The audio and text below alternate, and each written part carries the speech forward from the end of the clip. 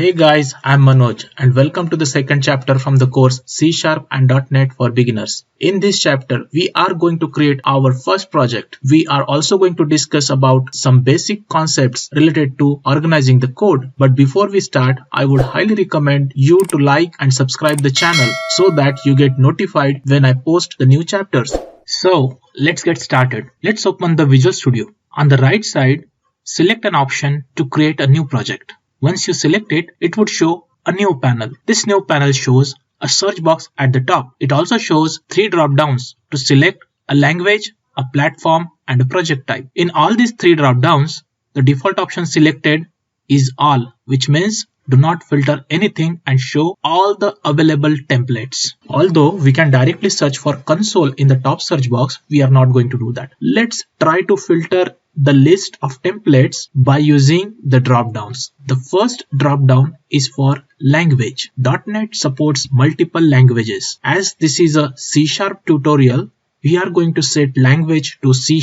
Still, there are many templates in the list. So let's move to the second drop-down. Second drop-down is for platform filter. We can run .NET based code on variety of platforms like Xbox, Azure, Windows, Linux, etc. For now, let's set platform to Windows. If you are using Linux or Mac OS, you can also select that as a platform. The third drop-down is for project type. This is decided based on what kind of project you want to develop. There are various options. You may want to create a phone application for Android platform, or you just want to create a web application, or let's say you just want to create a unit test project. You can select the appropriate project type in this drop-down. For this chapter, we are going to select project type console. This is because console application template contains least amount of pre-written C# code. It contains a single statement to print hello world. If you have set platform to Windows, then selecting project type to console would show you 2 project templates. The first project template console app is for .NET Core, now known as .NET, and the second project template is for creating console application using .NET Framework. The console application using .NET Framework template is targeted to use .NET Framework, which is older implementation of .NET. The .NET Framework was targeted only to Windows. That's why you cannot see Linux and Mac OS as tags on that project template. If you select this project template, the console application would be able to run only on Windows platform. For this chapter, we are not going to use .NET Framework. We are going to use the latest .NET 6, and that's why let's select the first project template and then click on Next. On the next screen, the wizard panel would ask for some more inputs. Firstly, you can set the project name. Then you can set the location where this project should be created. By default, it would show you some location. You can change that location by clicking on the browse button and selecting the appropriate location. The third input box is for providing a solution name. By default, this is populated with the same text that you have entered in the project name text box. Let's change the name to something else. And the last input is the checkbox which decides whether to create a separate directory for the project. Let's talk more about what is the difference between project and solution and what these inputs mean. A project is a construct to group a set of logically related files.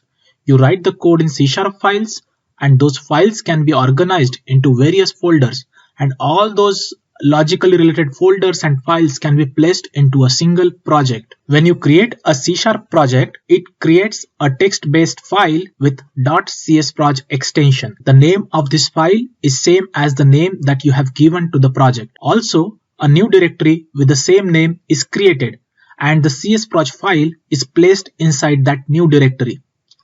When you work on the bigger projects, you may need to create more than one project for a single application. All such logically related projects are grouped together using a solution file. A solution file is also a text-based file with .sln extension. The directory in which sln file is created is called as solution directory. Inside the solution directory, there might be multiple project directories. Each project directory contains a single project which is part of that solution. This whole structure is analogous to a tree. Every tree has a big trunk which holds all the branches together. Likewise, every solution has responsibility to hold all the logically related projects together. And every branch on the tree has multiple small branches and leaves.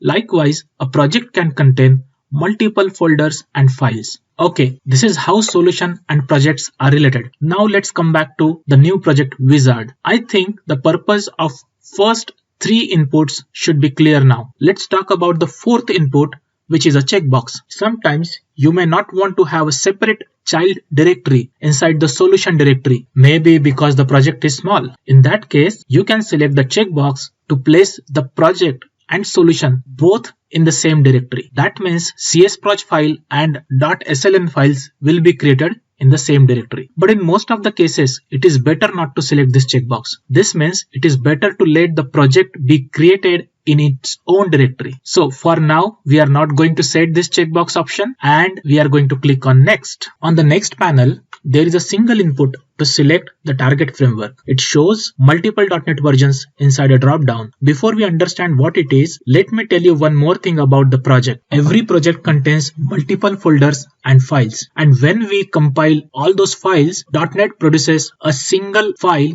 with .dll or .exe extension after compilation is done. This .dll or .exe file is supposed to contain compiled version of all the code which is part of that particular project. For compilation, we will need compilers, and compilers are part of SDKs. Also, as stated in the previous chapter, we can install multiple versions of .NET on development machine. If you have multiple versions of SDKs, you will also have multiple versions of compilers. Then how will you decide which version of compiler should be used to produce a .dll or .exe from your project? This decision of selecting appropriate version for a project is taken based on a setting which is stored inside a csproj file. Every project has a csproj file, and every csproj file contains a setting called as target framework. This setting is read by .NET while compiling the project to decide which version of compiler should be used. This target framework can be set from this screen of the wizard. Let's select .NET 6 here and then click on create. This should create a new project for us. Yay! So we just created our first project. I tried to explain each and every input that is required to create a new project and a new solution. That's why it took longer for us. But as we know the concepts now, creating a new project should be very quick task. Okay, let's see a few more things in Visual Studio. This panel on the right hand side is called as Solution Explorer. It shows all the files, folders and projects which are part of the solution that we have opened. Currently, our solution contains a single project, project_2, and this project has a single C# code file, program.cs. If we open this file contains a single line of code. It tries to print the text hello world on the console. The method console.writeLine is used to print the text on the console. Please note that the text that we want to print needs to be inside the double quotes. Now, let's open the solution directory on file system to see how the folders are created there. For this, we need to right click on the solution. This will open a context menu and then select open folder in file explorer from the menu. In the file explorer, we can see that a solution directory is created. A project directory is created inside the solution directory. Project directory contains a csproj file and a program.cs file. In addition to these two files, project directory also contains two other folders. One folder with name obj and the other folder with name bin. Bin directory contains output of the compilation of the project, that is the .dll or .exe package generated from the compilation. The obj folder is used as an intermediate folder by the compiler while packaging your code into a DLL or an exe. Now let's go back to Visual Studio and let's try to run the code from our project. We need to click on this dark green arrow to run the project. Once this arrow is clicked, Visual Studio starts building the code. This build triggers the compiler, and compiler converts the code inside our project into a .exe. If the compilation is successful, it would open a new console window and it will show the output, and that's it. We can see that the output is printed on the console.